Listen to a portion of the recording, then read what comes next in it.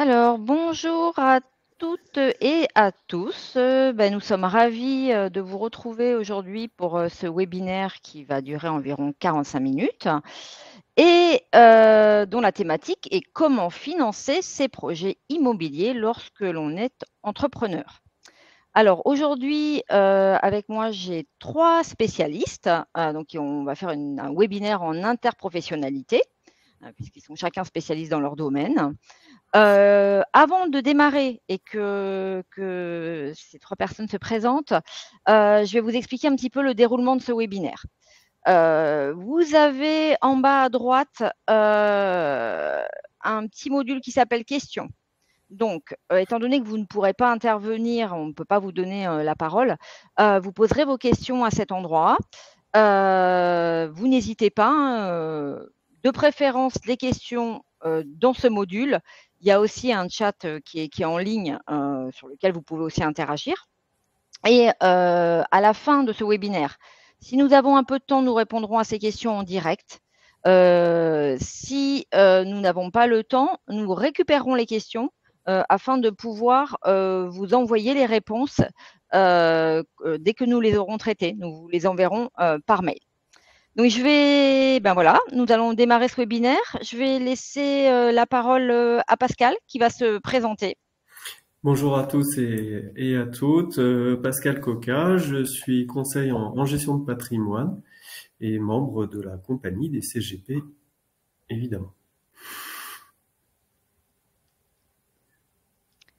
Céline, je vous laisse vous présenter, oui. Allez-y. Oui, bonjour à tous et à toutes. Céline Granier, je suis avocate fiscaliste au barreau de Paris et j'interviens fréquemment sur des sujets de patrimoine. Voilà. Bonjour, Jean-Baptiste Monnier, de la société Carte Financement. On est une société de courtage en crédit et conseil en financement dédiée aux entreprises et aux professionnels, mais également aux entrepreneurs pour leurs sujets personnels. Et on existe maintenant depuis 15 ans. Super. Eh bien, nous démarrons le webinaire. Jean-Baptiste, parfait. C'est parti. Merci Mylène. Merci. Merci Mylène. Donc on va commencer sur la partie crédit, financement. Donc je voulais vous faire un petit focus d'abord sur le marché résidentiel et puis on parlera aussi du marché de l'entreprise, puisque l'objectif est aussi de parler du financement, de vos financements personnels que vos financements professionnels, donc de vos résidences principales, secondaires, locatifs, ou alors de vos bureaux, commerces et autres. Sur le marché du résidentiel, bon, ça n'étonnera personne. Vous avez tous suivi, le marché est un peu en chute. Notamment sur le volume des transactions, puisqu'on atteignait 780 000 transactions sur une année glissante en septembre 2024. On pense atterrir aux alentours de entre 700 et 750 000 transactions en fin d'année, ce qui veut dire qu'on revient à un niveau pas loin de 2015, qui était un point assez bas. Voilà, suivant les dernières analyses qu'on lit, on arriverait au bout de cette chute des volumes. On sent qu'il y a un ralentissement de la baisse en quelque sorte.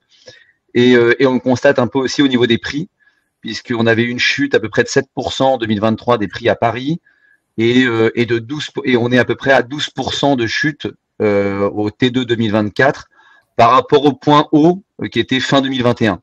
Donc en gros, les prix ont baissé quasiment de 15% sur Paris en l'espace de 2-3 ans.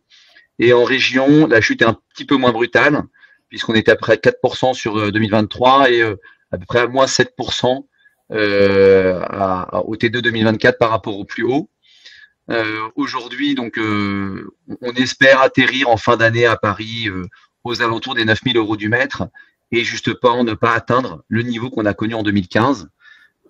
Donc là, qui est un niveau que là on a retrouvé pour le coup sur les crédits. On se rapproche un petit peu de ce niveau-là et voire même on va beaucoup plus loin, puisque aujourd'hui, pareil, le marché du crédit a fortement diminué. Donc, on est passé, pour mémoire, en environ 220-250 milliards d'octroi de crédit immobilier aux particuliers en 2022 à peut-être à peine 100 milliards ou un peu plus de 100 milliards en fin 2024. Donc, on peut dire que les volumes de crédit immobilier aux particuliers ont été divisés par 2 et qu'on arrive à un point bas qui est le point d'un peu de crise qu'on a connu vers 2008, 2009, 2010, donc après la crise des subprimes. donc un point très bas. Maintenant, encore une fois aussi là-dessus, on a constaté nous, une petite reprise depuis cet été, puisqu'on avait enfoncé vraiment des planchers, on était aux alentours de production aux alentours de 7 milliards, 6-7 milliards par mois. Et là, on a retrouvé des niveaux à plus de 10 milliards par mois depuis le mois de juillet. Ça semble se confirmer. Donc, on espère que la machine est en train de se relancer avec des taux qui ont un peu baissé, puisque ça y est, on constate des taux entre 3 et 3,5% sur les durées entre 10 et 25 ans. Donc, ça, on retrouve des niveaux de taux acceptables, des banques qui ont réouvert un tout petit peu les vannes, et avec des durées moyennes qui ont quand même fortement augmenté ces dernières années, puisque vous voyez, on a une durée moyenne de 247 mois aujourd'hui. Pour mémoire, avant, on était, il y a 10 ans, on était aux alentours de 200 mois. Donc, on a fortement rallongé les crédits, ce qui a permis de solvabiliser un peu les ménages. Aujourd'hui, si on prend la situation d'aujourd'hui, on peut emprunter à peu près, on est dans une situation similaire au T1 2015 que j'évoquais tout à l'heure, qui était vraiment un point bas. Et au T1 2015, à Paris, on était à 8 000 € du mètre. Donc, on pourrait se dire, mince, la baisse n'est pas terminée, on est à peine à 9 000. Mais il y a quand même d'autres paramètres qu'il faut prendre en compte, notamment un paramètre un petit peu bête, mais l'augmentation de la population, les volumes de nouveaux logements qui ont été très faibles ces dernières années, et bien entendu l'inflation. Donc, il y a quand même un peu d'inflation sur les salaires. Donc, quand on met tout ça en perspective, on peut imaginer quand même que le point bas est quasiment atteint et que aujourd'hui, acheter entre 9 000 et 9 500 du mètre à Paris est un prix assez attractif. Donc, on espère être arrivé au plus bas et on attend une année 2025 meilleure. Ça, c'était le point sur la partie résidentielle. Et question, Jean-Baptiste, oui. Quelles sont les exigences en ce moment des banquiers pour l'apport de la... Oui, alors ça, en effet, parce que je pense en parler un petit peu. Mais tu passais à en parler, donc je te laisse. Non, tu as raison d'en parler, c'est un vrai sujet, tu as raison. Et on n'aura pas du tout la même vision sur le marché donc résidentiel dont on vient de parler et le marché du bureau qu'on va aborder. Sur le résidentiel, quand vous achetez votre résidence principale, ce qui est vraiment le Graal pour le banquier, puisque le crédit immobilier, ne l'oubliez pas, c'est un produit d'appel. C'est un moyen pour le banquier d'acquérir des nouveaux clients, de lui faire un crédit à un moindre coût et ensuite d'aller lui vendre d'autres produits bancaires. Donc sur ce sujet de résidence principale, on arrive encore à financer à 100% hors frais. Et donc sur des bons profils, sur la résidence principale, on y arrive encore. Dès qu'on va partir dans le locatif et dans les investissements locatifs avec des sujets de défiscalisation ou avec du démembrement, des choses comme ça, très vite on va demander de l'apport. Et là on va demander 10 à 20% d'apport hors frais. Et quel que soit le rendement, parce que parfois les clients nous appellent et disent attendez, moi j'achète un locatif avec un rendement excellent à 8-9%. Ça se porte tout seul, même à 100%. Alors oui, c'est vrai, sauf que le banquier, il va faire deux analyses. Cette analyse-là, c'est est-ce que les revenus permettent de rembourser le crédit, mais il va faire aussi l'analyse en cas de défaut de paiement. Est-ce que j'arrive à vendre avec une décote pas trop forte? Et aujourd'hui, ils sont dans cette crainte un petit peu du marché de l'immobilier qui a baissé, et donc de prendre un petit peu de marge, et donc de faire d'octroyer des quantités de financement un peu plus faibles que ce qu'on a connu, puisqu'on a vu même l'époque du 110% sur le locatif, où on finançait l'acquisition plus ses frais. Nous, on le voit plus trop. Hein. Alors, je ne dis pas que c'est complètement terminé. Hein. Il y a toujours des banquiers, peut-être plus faciles que d'autres, qui peuvent octroyer ce genre de choses, mais nous, on ne les voit pas. Et c'est pas une réalité de marché. Donc, en effet, tu as raison, Pascal. N'oubliez pas un peu d'apport sur le locatif. Sur le marché du bureau, nous, on constate c'est un marché très différent, qui a chuté beaucoup plus fortement que le marché résidentiel. Pourquoi? Parce que c'est un marché d'investisseurs. On va dire à peu près 70% du marché il est détenu, voire plus, est détenu par des investisseurs. Ça veut dire quoi? C'est-à-dire que ce marché il est beaucoup plus sensible au niveau des taux. Un investisseur, il va regarder quel est le rendement que va pouvoir lui offrir l'actif dans lequel il a investi. Donc à l'époque, les investisseurs achetaient du bureau dans le centre Paris, qui est un peu la référence, on va dire, c'est le taux un petit peu l'actif le moins risqué. Et donc, on achetait à des niveaux de rendement à 2,75% par exemple à une époque, en 2022. Aujourd'hui, dans ce même marché, on achète plutôt aux alentours de 4%. Ce qui veut dire qu'il y a une baisse des prix d'environ 30%. Donc, on a constaté une très forte baisse des prix sur ce marché-là, sur le marché du bureau notamment. Et donc, nous, ce qui nous laisse entrevoir, et pas que nous d'ailleurs, certains investisseurs le voient également, de belles opportunités, puisqu'on arrive maintenant à aller trouver un marché du bureau à des prix accessibles, avec un coût de la dette, ce que je mets en avant dans cette slide, qui a fortement baissé, notamment sur les taux long terme, puisque quand vous allez acheter vos bureaux avec des crédits sur 15 ou 20 ans, eh ben, le taux de référence du banquier, ça va être ce qu'on appelle le swap 15 ans. Donc, ce taux swap 15 ans, aujourd'hui, il est même à moins de 2,39. Là, je vous mets à 2,39, mais même il est aux alentours de 2,20, je crois, même en dessous. Et donc, quand le banquier va rajouter sa marge par-dessus, environ 1,5% de marge, c'est le taux auquel il va pouvoir vous prêter. Donc, ça veut dire qu'aujourd'hui, sur du bureau, ce qu'on appelle utilisateur, donc vous êtes entrepreneur, vous voulez acheter vos bureaux, vous allez créer une SCI, par exemple, on va en parler tout à l'heure. Vous allez créer une SCI avec votre associé, par exemple, pour acheter les bureaux qui vont être exploités par votre société d'exploitation et qui va donc vous payer un loyer. Ben, vous allez réussir à trouver des crédits aux alentours, pour les plus beaux dossiers, aux alentours de 3,5% sur 15 ans. Ce qui est très compétitif, avec en face des prix des bureaux qui ont baissé quand même de 30 à 40%. Donc, on estime, nous, sur ce marché de l'utilisateur de bureau, donc de l'entrepreneur qui va acheter ses locaux, qu'il y a de très belles opportunités actuellement. Là, moi, j'estime qu'il y a vraiment des marchés incroyables. Alors, il y a des marchés décimés. Je vais prendre Levallois, par exemple, qu'on connaît bien. Eh ben, on a vu des transactions à 3 000 à 4 000 euros du mètre. Et donc, on peut se dire, là, vraiment, si je suis utilisateur, si je garde mes bureaux pendant 10-15 ans, il y a une belle opportunité. À côté de ça, je voulais vous mettre en perspective ces taux et ces conditions extrêmement avantageuses pour ce qu'on appelle, nous, dans les utilisateurs. Je vais vous montrer les taux des investisseurs dans l'immobilier. Les investisseurs, c'est ceux qui vont acheter des bureaux, des locaux commerciaux, toute typologie d'actifs, qui vont les acheter, les restructurer, vont faire des travaux, changer la destination, faire plein de travaux, et puis au bout de 3, 5, 7 ans, les revendre. Ces gens-là, ils sont beaucoup moins bien lotis. Ils empruntent à Euribor plus 2, 3%. L'Euribor 3 mois, il est autour de 3%, un peu moins, il a chuté là récemment encore. Mais on va dire à peu près 3%, plus une marge de 2-3%. J'emprunte aujourd'hui en tant qu'investisseur à 5,5-6% sur des durées de 5 ans, par exemple. Donc, vous constatez, c'est ça que je voulais vous mettre en perspective dans cette slide, qu'en tant qu'entrepreneur qui veut acheter ses bureaux, vous êtes, je pense, aujourd'hui très bien servi. L'approche bancaire, c'est important. Je vais vous faire un rapide point là-dessus. Ayez toujours ça en tête. C'est en tant qu'entrepreneur, vous pouvez aller voir plein de banquiers différents. Vous pouvez avoir des banquiers privés, vous pouvez avoir des banquiers professionnels. Les banquiers professionnels, c'est les agences qui vont gérer les gens qui ont moins de 2 millions de chiffre d'affaires ou qui font ce qu'on appelle B2C, donc qui vont vendre à des produits à des consommateurs particuliers. Il y a les centres d'affaires qui sont les banques en bureau qui vont intervenir pour les sociétés souvent de plus de 2 à 5 millions d'euros de chiffre d'affaires et en B2B. Il y a les professionnels immobiliers pour les entrepreneurs qui achètent beaucoup d'immobilier et qui peuvent être quasiment considérés comme professionnels. Et puis après, il y a d'autres départements un peu plus atypiques, financement structuré, qui s'adressent encore à des gens encore plus avertis.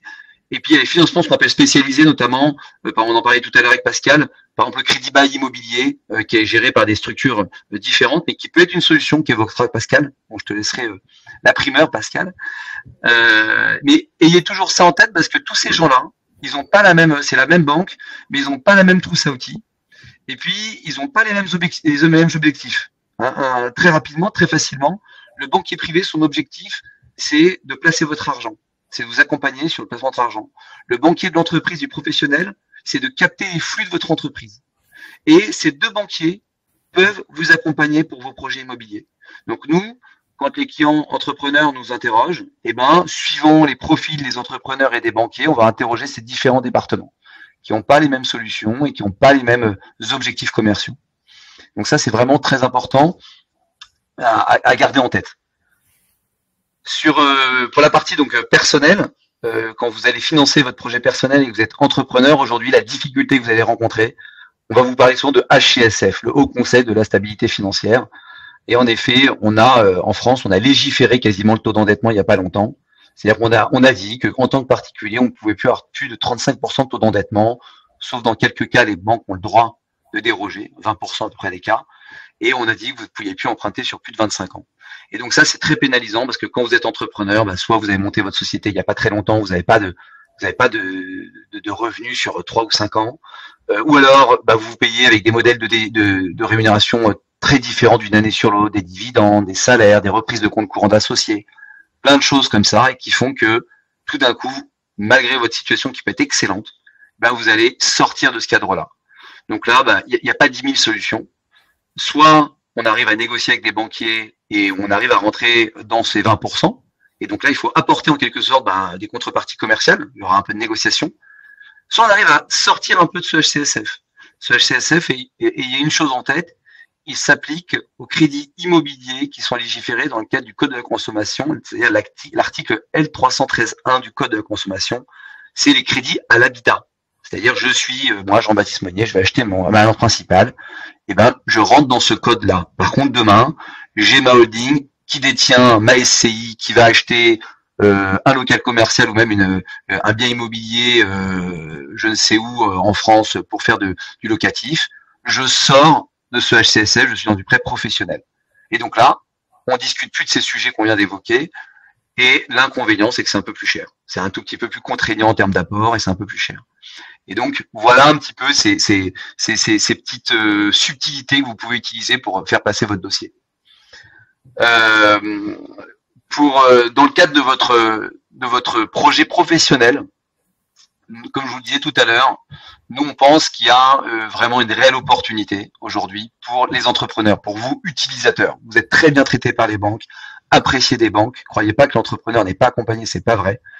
Et aujourd'hui, il peut vous proposer, comme je vous le disais, des solutions de financement sur des durées relativement longues, puisqu'on arrive à tirer les durées sur 15-20 ans parfois. Alors en effet, c'est plutôt de 15 ans dans le bureau, mais sur des endroits vraiment qu'on appelle prime, c'est-à-dire les super localisations en centre-ville. Les banquiers arrivent à tirer les durées sur 20 ans ou alors à faire ce qu'on appelle de la valeur résiduelle. C'est-à-dire, je vous fais un crédit sur 15 ans et puis on se dit que par exemple 20 ou 30% de ce crédit, je vais pas l'amortir, je vais pas le rembourser tous les mois, mais je le rembourserai à la fin des 15 ans. Ça allège un petit peu l'effort de trésorerie. Donc aujourd'hui, on pense que vous avez une vraie carte à jouer en quelque sorte là-dessus et que vous pouvez profiter de très bonnes conditions. Là, je vous avais mis, je vais passer très très rapidement, mais on vous fera passer cette présentation. Vous verrez, je vous donnais 2 exemples pour des acquisitions de bureaux notamment. Alors bien sûr, ça peut être plus petit. On a pris une tranche de 1 million ou jusqu'à 5 millions pour des grosses acquisitions. Mais vous verrez que en fait, l'apport que vous allez devoir, l'effort financier que vous allez devoir faire en termes d'apport, il va dépendre du rendement auquel vous allez acheter votre bien immobilier. Comme je vous disais, c'est un marché d'investisseurs. Et ça veut dire quoi? Ça veut dire quel loyer vous allez pouvoir percevoir avec la SCI qui va acheter ces bureaux. Et le loyer, c'est un loyer de marché. Vous ne pourrez pas mettre le loyer que vous voulez. Donc, suivant ce rendement-là, donc si on se rapproche trop du centre-ville avec donc des rendements relativement bas de l'ordre de 4-5%, on va se retrouver avec des apports relativement importants de l'ordre de 30 à 40%. Alors que si on va un tout petit peu s'éloigner de ces zones dites prime, avec des rendements un petit peu plus confortables de l'ordre de 6-7%, on va pouvoir donc diminuer l'apport de 20 à 10%. Alors plutôt 20%, quand c'est moins de 20%, pareil, on va souvent passer dans du crédit bail immobilier. On en parlait tout à l'heure avec Pascal. Mais c'est pas impossible. Donc là, c'est un arbitrage à faire. C'est soit vous avez beaucoup d'apports et vous pouvez aller plus dans le centre-ville et donc aller acheter des rendements relativement faibles, mais avec un immobilier qui va normalement s'apprécier dans le temps. Soit vous préférez, vous n'avez pas assez d'apports et vous êtes prêt à vous sortir un petit peu de cette zone prime pour aller chercher un peu plus de rendement et mettre un peu moins d'apport. Donc vous verrez, c'est des cas que j'ai fait il n'y a pas longtemps, donc qui sont tout à fait d'actualité. Je vais maintenant te passer la main, Pascal, qui va vous détailler un peu tout ça. Voilà. Alors, je vais juste faire un focus très rapide sur le projet de loi de finances, et après on parlera de la fiscalité de l'immobilier professionnel. Et puis ensuite, on va évoquer aussi très rapidement des alternatives d'investissement en direct. Vous savez que le projet de loi de finances n'est pas passé à l'Assemblée. Donc il est parti directement au Sénat avec une version édulcorée du gouvernement. Entre-temps, les députés ont quand même réussi à cibler à cibler les locations de tourisme. Donc c'est vraiment l'objectif des députés de casser les Airbnb, Abritel et compagnie. Donc pour le coup dur, c'est pour les locations de tourisme classées, qui avaient un abattement de 71% au régime micro, qui passe aujourd'hui à 41%, avec un abaissement de leur chiffre de la limite de chiffre d'affaires, mais qui reste quand même relativement importante, jusqu'à 78 000 euros. En revanche, les locations de tourisme non classées devient difficile d'être au régime micro, puisque au-delà de 15 000 euros de chiffre d'affaires, on passe au réel, au régime du réel, et l'abattement n'est que de 30%. Donc au lieu de 50% auparavant, c'est le maintien des règles de la loi de finances de l'année dernière. Et au-delà de ça, d'autres contraintes, donc de performance énergétique, des quotas d'autorisation dans les communes. Donc vraiment, c'est une réelle... La chasse est ouverte. Voilà. En conclusion, donc on atteint très vite le régime du réel pour les locations de tourisme donc classées. 15 000 euros, c'est pas grand-chose. Donc une obligation de tenue comptable et fiscale. Donc les experts comptables vont être contents, surtout en général, ils détestent ce genre de mission qui est quand même chronophage.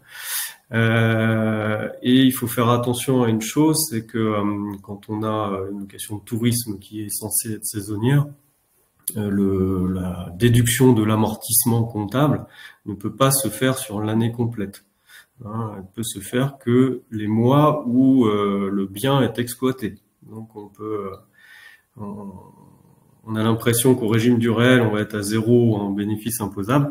Eh bien, non. Voilà.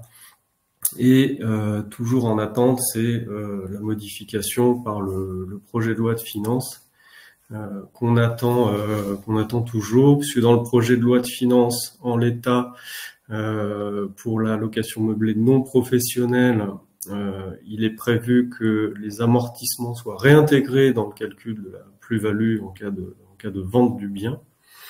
Donc il y a des amendements qui avaient été déposés pour cibler uniquement les locations de tourisme, voilà, et de conserver cet avantage en fait fiscal pour les locations qui répondent réellement à un besoin de logement, tel que les résidences de personnes âgées et dépendantes et les étudiants, par exemple. Et j'ai vu passer d'autres amendements pour l'assujettissement à la TVA des locations meublées avec des prestations para-hôtelières qui seraient très vite atteintes. En fait, il suffit qu'il y ait un service de ménage et boum, vous êtes à la TVA. Donc bon, ça, on va attendre du coup le texte final, s'il y en a un jour. Alors sur l'immobilier professionnel, donc quelle fiscalité, c'est toujours la même guéguerre entre l'arbitrage impôt sur le revenu ou impôt société. Je crois que pour moi aujourd'hui, il n'y a plus tellement de sujets. C'est l'impôt société qui gagne à cause d'une fiscalité quasiment confiscatoire, progressive et confiscatoire sur les revenus fonciers. Si on a une tranche marginale d'imposition élevée, ça peut grimper très très vite. Donc même si on est à 30 ou 41, on va vite monter à 41 ou à 45. Donc arriver à un taux de fiscalisation maximum de 62% avec les prélèvements sociaux. Donc ça peut vite faire mal et engranger une spirale infernale, c'est-à-dire que j'ai mes impôts qui augmentent, donc je vais chercher à augmenter mes revenus pour payer l'impôt de mes revenus fonciers, donc je vais payer de l'impôt sur de l'impôt, etc. On n'en sort plus. En revanche, j'ai une fiscalité dégressive en cas de cession. Alors, pour l'instant, voilà, on attend du projet de loi de finances, puisque c'était également dans le viseur du législateur. Donc là, ce qu'on retient, c'est qu'on a à l'impôt sur le revenu une fiscalisation qui est quasi immédiate, versus l'impôt société où on a une fiscalisation qui est différée. Voilà. Qui est différée au moment de la cession. Parce que l'impôt société aujourd'hui pas très cher, hein, pas cher du tout, hein, on est à 15%, surtout que je vous rappelle que le bien détenu répond au régime des BIC, donc l'amortissement déduit, on arrive à un résultat fiscal à 0, sauf que là c'est le contraire de l'impôt sur le revenu, on se retrouve en cas de cession avec une imposition forte de la plus-value, puisqu'il y a réintégration des amortissements. Et si on veut récupérer l'argent du produit de la vente, on a le PFU qui s'impose sur le dividende. Donc on arrive à une imposition entre 40 et 60% de la valeur du bien à la sortie, mais finalement qui est moins cher qu'à l'impôt sur le revenu. Et on se rend compte, après les calculs, hein, tout dépend de la valeur que va prendre l'immobilier, mais ça, comme on n'en sait rien, voilà, j'ai pris une hypothèse d'inflation de 2%.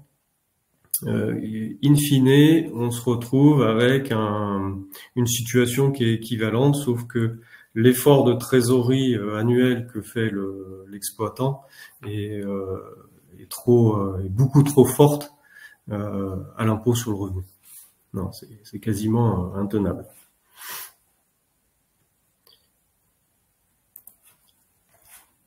Voilà, les alternatives, donc Jean-Baptiste a évoqué tout à l'heure le crédit bail immobilier. Donc on a des conditions de financement qui peuvent paraître plus souples, hein. En fait, le banquier vous sort un beau tapis rouge, puisque je vous le rappelle, dans le crédit bail immobilier, le banquier reste propriétaire du bien. Donc s'il y a un défaut de paiement, il est plus protégé, c'est plus simple pour lui qu'un financement classique pour récupérer le bien. Sauf que ça coûte un peu plus cher en termes de taux. Ça peut faciliter donc l'accès au financement pour une entreprise, sauf que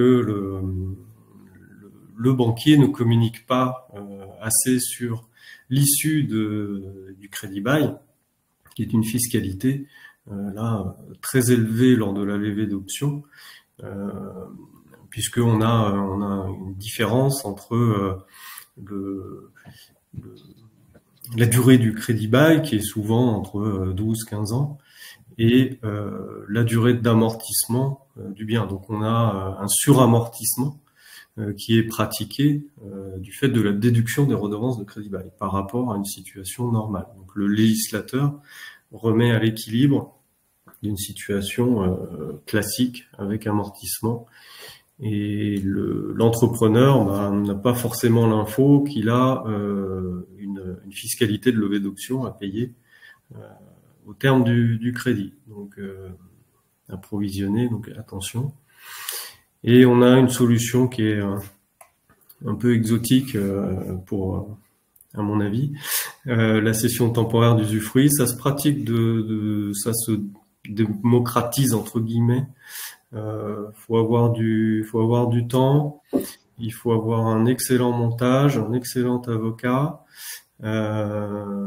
Voilà, on a souvent des écueils sur la valorisation de l'usufruit. Mais aujourd'hui, si c'est bien fait, c'est admis par le fisc. On a un écueil aussi, voilà, dans ce système, c'est qu'il y a un fort lien entre dans la durée entre la détention de l'immobilier et la société usufruitière. Ça peut ça peut poser des problèmes si on a un projet de cession de l'entreprise. On est un peu, pieds et poings liés avec ce système.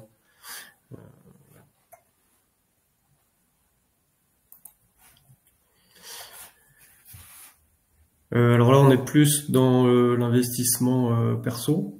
Quelques alternatives à l'investissement en direct, qui est de plus en plus, nous on le voit au quotidien, qui est de plus en plus complexe aujourd'hui. Le neuf se raréfie. L'ancien, il faut montrer patte blanche sur les diagnostics de performance énergétique, sinon on peut plus louer. Donc les investisseurs ont de plus en plus recours aux SCPI qui ont été chahutés ces derniers temps, voilà, par des baisses de valorisation. Donc on peut penser que le marché s'est assaini et qu'on peut y retourner. Un système auquel on pense moins, c'est les foncières non cotées, même si elles commencent à se démocratiser aussi.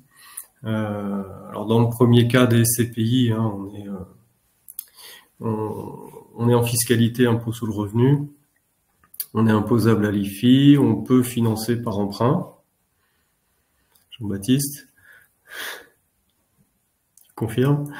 Ouais, on peut en effet, hein, c'est possible. Maintenant, avec des taux quand même plus prohibitifs que ce qu'on voit sur le crédit immobilier traditionnel, il y a quelques établissements spécialisés qui offrent des solutions, notamment, pour pas le citer, hein, au sein du groupe Crédit Mutuel, ils ont une structure dédiée pour ce genre de choses qui marche très bien. Et ensuite, il y a certaines banques qui vont le proposer en crédit conso, mais en tirant des durées assez longues. Voilà. Notamment, je crois que c'était le Crédit Agricole et BNP qui ont un peu proposé ça. Mais le Crédit Mutuel, avec sa filiale dédiée, hein, c'est CFCL, pour pas les citer, ont de bonnes solutions, je pense. Merci Jean-Baptiste.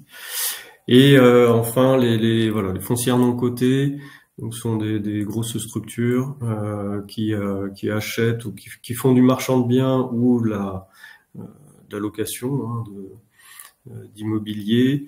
Là, on est dans un objectif de capitalisation, hein, c'est des tickets d'entrée à 100 000 euros.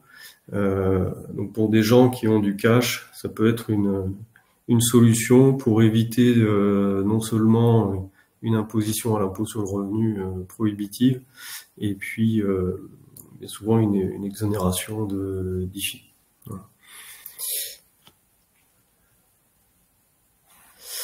Voilà, je vais laisser la parole à Céline.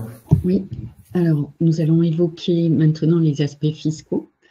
Étonnant, principalement un rappel dans le projet de loi de finances pour 2025 en cours de discussion. Voilà, mais il est fort probable, plus que probable qu'on aille vers un 49.3 général et focus sur la location meublée aussi, qui va quand même changer pas mal de choses concernant l'immobilier, l'habitation. Donc ça à suivre. Ensuite, alors quel montage juridique? Donc les questions que l'on doit se poser sont d'abord, alors pourquoi faire un investissement locatif? Donc quel est l'objectif recherché par l'entrepreneur? Soit il va vouloir réaliser un investissement direct, c'est-à-dire augmenter ses revenus. Dans ce cas-là, on va dire que l'entrepreneur va acheter en direct et il sera imposé à titre personnel à l'impôt sur le revenu. Les revenus fonciers seront rajoutés à ces autres revenus et imposés au barème. Soit l'objectif, en fait, va être de constituer un patrimoine et de le transmettre. Et dans ce cas-là, doit être évoqué le fait de constituer ou pas une société civile immobilière. Voilà, donc ça, c'est l'enjeu par rapport au montage juridique utilisé. Est-ce qu'il y a lieu ou pas de constituer une SCI dédiée pour l'acquisition de ce bien immobilier? L'objectif recherché par ailleurs avec la SCI sera de faciliter la transmission de ce patrimoine, parce qu'avec des statuts rédigés sur mesure, il sera pertinent et judicieux de passer par un démembrement de part, par exemple, au bon moment, au moment où la société est endettée pour favoriser la transmission. Donc là, en matière fiscale, donc soit une société civile immobilière, donc taxation revenus fonciers, ou sinon ce que l'on voit assez souvent, c'est la constitution d'une SAS, société par action simplifiée, qui là sera soumise à l'impôt sur les sociétés. Donc comme le disait Pascal tout à l'heure, là on a les deux volets à nouveau, taxation à l'impôt sur le revenu, avec le barème plus les prélèvements sociaux, versus l'imposition à l'impôt sur les sociétés, où on a un premier seuil à 15% qui va aujourd'hui jusqu'à 42 000 €, plus 25%. Donc, on voit assez vite que la taxation à l'impôt sur les sociétés peut être intéressante. Et la question que l'on se pose fréquemment dans ce type de situation pour savoir s'il y a lieu de créer une société, c'est est-ce qu'on est dans le cadre d'une bonne indivision, c'est-à-dire que il n'y a pas de société, le bien est détenu en direct, mais on va fonctionner en bonne intelligence, donc en indivision, ou bien une mauvaise SCI. Parce que là, les mauvaises surprises qu'on a fréquemment, c'est d'avoir constitué une SCI qui était un bon objectif à la base, pour faciliter un financement et avoir des taux intéressants avec un bon support, etc. Mais si à un moment donné, l'entrepreneur doit revendre le bien via la SCI, donc dans ce cas-là, la fiscalité va être confiscatoire et la plus-value va être calculée, surtout à l'impôt sur les sociétés, en réintégrant l'amortissement. Donc là, en fait, tout ce que vous avez économisé au moment de la constitution et pendant la vie de la SCI va être perdu au moment de la cession du bien. Donc, d'où cette question assez pertinente, une bonne indivision, une mauvaise SCI. Alors, le cas particulier de la location meublée, là, il faut être assez vigilant sur le fait que le fait d'avoir une SCI qui va faire de la location meublée va rendre en fait la SCI imposable à l'impôt sur les sociétés. Donc, ça va générer un certain nombre de taxations qui vont être assez lourdes et c'est ce que l'administration fiscale contrôle assez souvent et ce vers quoi les juges, on le voit par un exemple là d'un arrêt de la Cour administrative d'appel de Marseille, sont assez vigilants dans des montages où il y avait une SCI qui loue est nue à la personne physique ou de la SRL qui sous-loue en meublé. Donc, dans ce cas-là, la SCI passe de l'impôt sur le revenu à l'impôt sur les sociétés et on va dire que ça fait plutôt mal. Ensuite, ce qu'il est possible de faire aussi quand la SCI a une activité commerciale et qu'elle loue en meublé, c'est de la transformer en SARL de famille. Donc, quelquefois, ça peut être pertinent dans certains dossiers de le faire, mais là aussi un point de vigilance parce que les SARL de famille en fait sont une société commerciale mais qui doivent être constituées entre membres d'une même famille et donc par exemple en cas de divorce, séparation, etc. La SARL de famille va perdre sa finalité. Donc là aussi il faudra être vigilant et sur des aspects purement financier, en fait, il faut prendre en compte le fait que si l'investissement est réalisé cash ou lorsque l'emprunt est terminé, la quote-part des amortissements en déduction du résultat ne représente pas une charge décaissée. Cette quote-part génère une trésorerie non distribuable. Donc là-dessus, il faut vraiment faire une étude précise au moment où la décision de transformer un SARL de famille va être prise. Ensuite, la société en non collectif, c'est une alternative qui n'est pas très répandue, mais dans certaines situations, ça peut être la bonne solution. Dans ce cas, c'est une société qui est soumise, c'est une société civile, et la trésorerie est disponible pour les associés, au même titre qu'une entreprise individuelle. L'inconvénient, et il est de taille, c'est que dans ce cas-là, l'entrepreneur est assujetti aux cotisations sociales, sécurité sociale des indépendants pour les associés. Et là, c'est une charge qui est importante et qu'il ne faut pas négliger. Alors, je continue.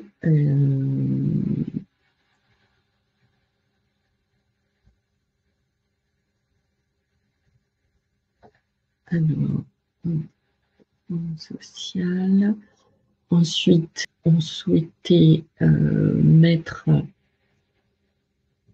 Oui, j'avais rajouté le fait de, entre la SCI ou une SAS, en fait, société civile immobilière, société civile classique et SAS, société commerciale, les impacts sont différents en termes de responsabilité des associés, régime fiscal et transmission. Et là aussi, il faudra passer, que je recommande par un avocat, un professionnel du droit, pour avoir des statuts rédigés sur mesure qui prennent en compte au bon moment la transmission, la responsabilité. Et je fais aussi un aparté, parce que la question est fréquemment posée, le fait de mettre ses enfants mineurs ou pas dans la SCI, voilà, ça il y a toujours les deux écoles.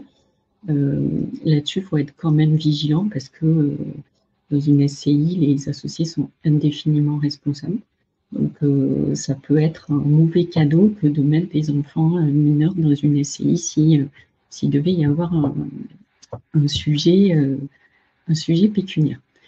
C'est un très bon point, Céline, parce que nous, sur les SCI, parfois des clients nous disent « oui, je veux pas être caution sur le crédit », mais en fait, ce que tu dis, c'est très intéressant, et on le soulève aussi, c'est que de fait, par le type de société qu'ils ont choisi, donc la SCI, la société civile, ils sont indéfiniment responsables. Donc, bon, la caution bancaire, quasiment, j'ai envie de dire, n'est même plus une négociation à avoir avec le banquier. Il faut revoir peut-être, tu as raison, la forme de la société.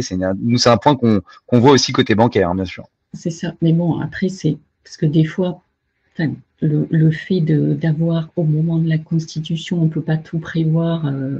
Voilà, c'est normal. Et pour avoir un bon dossier bien financé, c'est sûr qu'une SCI est très attractive.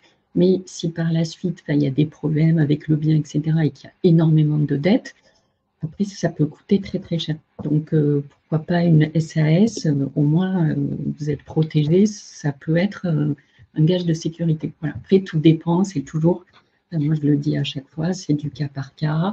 On voit dans chaque type de dossier, mais là-dessus, un sujet de la responsabilité, quand même vigilant. Bon, régime fiscal, impôt sur le revenu, impôt société et transmission. Là, vous n'allez pas faire la même chose avec des statuts de SCI prévoyant le démembrement de départ, double démembrement, ce genre de choses. Vous pouvez vraiment préparer, anticiper la transmission et faire du sur-mesure. À chaque point, on va dire, suivant la durée de financement, suivant le profil des investisseurs, faire du sur-mesure. Ensuite, autre point, alors l'IFI, impôt sur la fortune immobilière. Alors, bon, vous savez sûrement, le seuil est à 1,3 million d'actifs nets, actifs moins le passif. Ensuite, ce qu'il faut, à partir du moment où on rentre dans le sujet de l'IFI, va se poser la question de savoir si, dans le cas de constitution, une holding qui a été constituée par l'investisseur avec la société d'exploitation, détient ensuite des SCI. Donc, pour savoir si cette SCI va être assujettie à l'IFI, est-ce que l'entrepreneur détenant, on va dire 80% en direct, est-ce qu'il doit prendre en compte la participation qu'il détient? Il faut faire la différence entre ce qu'on appelle une holding passive et une holding active. Alors, une holding active, c'est une holding en fait qui anime un groupe, qui rend des prestations de services. Bon, là, je ne vais pas rentrer dans le détail, mais c'est une notion très importante qu'il faut avoir en tête, parce que là aussi, l'administration fiscale retoque dans des dossiers où on avait mal qualifier en fait le caractère actif de l'activité. Et dans ce cas-là, il y a des redressements qui sont conséquents. Alors, dans quel cas une société peut-elle être active? C'est le cas où le mandataire social de l'immobilier affecté à la holding, ou si la SCI filiale ou aux sociétés contrôlées. Voilà. Donc, dans ce cas-là, il y aura une exonération au terme de l'IFI, parce que c'est une holding qu'on va considérer comme active. Donc, dans ce cas-là, ça ne rentre pas dans le champ d'application de l'IFI. Ensuite, dans quel cas la holding sera passive? Donc là, c'est dans la situation où la SCI est détenue par le mandataire social qui loue aux sociétés contrôlées. Donc, dans ce cas-là, il n'y aura pas d'IFI non plus et on considère que la holding est passive.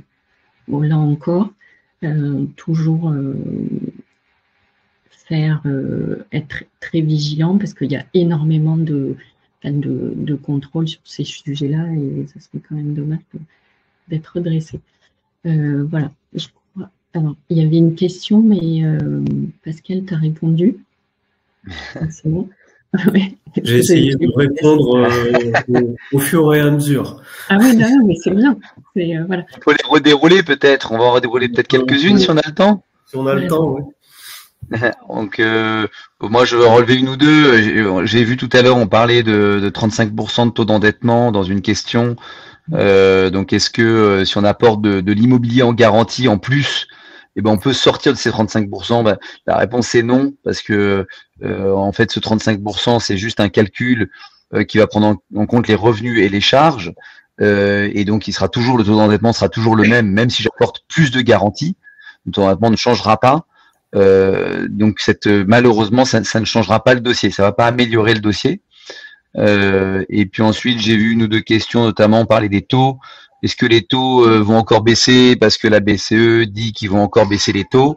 Alors attention, la BCE c'est les taux donc court terme et dans le crédit immobilier qu'on fait souvent, alors bien sûr il y a quelques cas atypiques d'opérations d'achat-revente qui sont sur les taux court terme, mais si on prend les taux long terme qui sont les taux des crédits immobiliers sur 10, 15, 20 ans, ces taux-là, on va nous davantage regarder les taux longs, notamment l'OAT 10 ans, on va dire qu'il y a un peu le taux sans risque, on appelle comme ça en finance. On dit que le taux sans risque, c'est l'OAT 10 ans. Bon, maintenant, sans risque, est-ce que vraiment il est sans risque? C'est un grand débat en France aujourd'hui. Et donc aujourd'hui, les taux long terme, bizarrement, ils sont plus bas que les taux courts. C'est une anomalie actuelle qui anticipe une baisse à long terme, mais actuellement, on anticipe un peu de risque. Et donc aujourd'hui, moi je ne vois pas pourquoi la baisse des taux de la BCE vont impacter encore à la baisse des crédits immobiliers long terme. Pour moi la réponse est non. D'ailleurs nous on le constate, c'est que les taux ne baissent plus, les taux des crédits immobiliers, voire même on commence à constater quelques banques qui augmentent un tout petit peu. Donc on a eu des baisses jusqu'à 3, 3,5, mais ça y est, on stagne entre 3 et 3,5 maintenant depuis quelques mois. Et moi j'ai même peut-être cette petite crainte de voir une hausse à venir avec une potentielle augmentation de l'OAT 10 ans liée à la dette française, qui n'est pas en très bonne posture actuellement. Voilà. Après, si je peux prendre peut-être un autre sujet, on parlait de rentabilité ou rendement. Moi, je parlais de rendement, bien entendu. En effet, c'est une bonne précision. Donc, le rendement, ce sont les loyers sur l'actif que j'achète. La rentabilité va intégrer une notion de marge. J'achète un bien, j'ai du rendement pendant X années, je le revends. Et la totalité de ça donc me fait un rendement annuel plus une marge potentielle qui me donne une rentabilité de mon projet. Donc là, je parlais en immobilier souvent, pour les prix, on va parler de rendement, donc le montant des loyers divisé par le prix d'acquisition. Peut-être que vous avez d'autres questions, Céline et Pascal, sur lesquelles vous voulez rebondir. Alors, Anne me pose une question. Dans le cas d'un achat par une SARL de famille d'un bien loué en nu qui bénéficie d'un déficit foncier, si l'on passe en meublé, quid du déficit foncier résiduel peut-il passer sur les revenus meublés? Ah oui, c'est une très bonne question. Et alors, je dirais non, mais à vérifier. Il y a peut-être une jurisprudence qui est sortie. Mais a priori, non. Mais ouais, je pense vous avez une autre référence. Non, c'est deux tunnels, hein, donc deux Ouais. tunnels différents. On peut Ouais, pas, c'est pas possible. c'est pas possible. Sinon, on ferait tout ça. Enfin, ça serait. Je voyais des clubs d'Ilimo, là, les clubs d'Ilimo, Oui, donc il y a des gens souvent qui se mettent à plusieurs, en effet, pour acheter des biens immobiliers. Ça peut être parfois une bonne solution pour investir à plusieurs. Bon, bien sûr, voir un petit peu à quel point vous êtes liés, bien vérifier avec des gens de droit, hein, comme le disait Céline tout à l'heure, c'est important de vérifier tous les statuts et pactes des sociétés, parce qu'il y aura des problèmes potentiellement de liquidité, c'est-à-dire que vous êtes embarqué avec d'autres gens dans un projet, vous ne pourrez pas sortir quand vous voudrez. Ce genre de projet, oui, peut être financé. On va les financer, on va financer la société qui va acquérir le bien. On va pas, souvent, on va financer la société qui va acquérir le bien. Le problème qu'on rencontre, c'est que les banquiers vont y trouver moins d'intérêt parce qu'il va y avoir une multitude d'actionnaires avec un actionnariat diffus, compliqué à appréhender, avec une entrée en relation commerciale qui est compliquée. Donc, c'est pas les dossiers les plus appréciés des banquiers, mais pas impossible s'il y a que 2, 3, 4 personnes autour de la table. Si on commence à être 10, 15, 20, c'est plus compliqué. Mais c'est jamais impossible, mais plus compliqué. Et ensuite, il peut y avoir le sujet de financer chacun de son côté sa quote-part. Donc, j'apporte en compte courant d'associé, par exemple, dans la société qui se porte acquéreur. On peut le regarder, mais dans ce cas-là, on financera chacun indépendamment, chacun des associés de la société indépendamment, en prenant des garanties sur d'autres biens immobiliers que celui objet de l'acquisition, puisqu'on ne pourra pas prendre le bien immobilier objet d'acquisition en garantie, puisqu'on serait en abus de bien social, bien entendu. Donc ça, c'était pour le petit club deal. On a une autre question. Est-ce que les banques sont ouvertes à financer des achats en viager? Alors oui, on l'a déjà fait. Nous, on l'a même fait pour on a même fait une ligne de crédit pour un gros acheteur en viager, donc qui avait un beau track record, donc qui a déjà fait beaucoup d'acquisitions. Donc on a obtenu une ligne accordée et avec comme ça la banque au fur et à mesure va valider les opérations au fur et à mesure qu'elles vont arriver, parce que ces gens-là doivent se positionner très vite et donc très rapidement prendre une décision. Ça reste très très compliqué. C'est très compliqué pour une première raison qui est que ça n'a pas toujours très bonne presse. Donc certaines banques ne veulent pas financer ces opérations qui parfois sont, je peux dire, il y a des très bonnes opérations viagées, mais il y a eu quelques mauvais cas. On retrouve parfois des problématiques notamment de monopole bancaire, c'est-à-dire qu'il y a des requalifications parfois du réméré en financement. Donc attention, faites très attention à ça, parce que vous n'avez pas le droit, bien entendu, en France, il y a un monopole bancaire, c'est-à-dire que vous n'avez pas le droit de prêter, vous, de l'argent de manière récurrente, c'est interdit. Et donc si vous faites 10, 15, 20, 30 rémérés, potentiellement un juge pourrait décider que vous avez fait du financement déguisé et donc vous avez enfreint le monopole bancaire. Donc on a rencontré ces problèmes-là, et puis il y a certains cas un petit peu abusifs, c'est-à-dire des gens qui ont fait du réméré dans des situations avec des taux de rendement très élevés, de l'ordre de 17-20%, voire plus, et les banques ne cautionnent pas en quelque sorte ces pratiques. Mais c'est possible, mais très compliqué. Ok, merci. Donc, je pense que nous avons un petit peu dépassé le temps imparti, mais c'est que les questions sont nombreuses, c'est parfait. Nous allons terminer aujourd'hui cet événement. Pour toutes les questions auxquelles nous n'aurions pas répondu, nous allons vous envoyer les réponses par mail dans les jours qui viennent. Jean-Baptiste, Céline, Pascal, je vous remercie pour votre intervention. Et puis, je vous souhaite à tous et à toutes une très belle fin de journée, de belles fêtes de fin d'année, et on se dit à très vite. Merci beaucoup. Merci beaucoup. Merci, à bientôt. Au revoir.